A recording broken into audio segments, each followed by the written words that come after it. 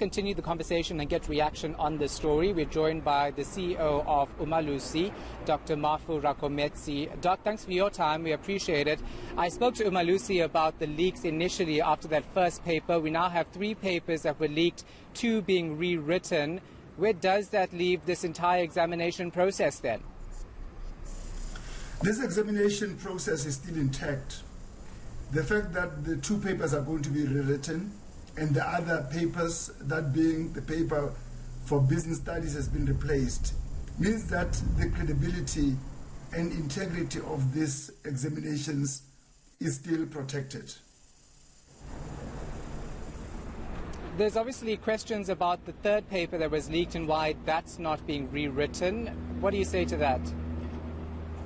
The department discovered that business studies has been leaked before it was written.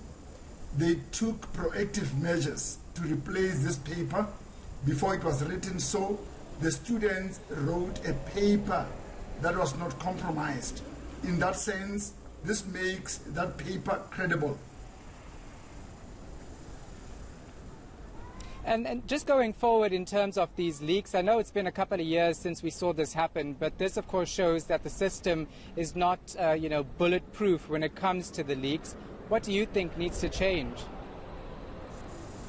Look, as far as the processes that the department is following, in terms of the logistics, in terms of the storage of the papers, the transportation of the papers, Umalusi is satisfied that everything is in place and everything is intact.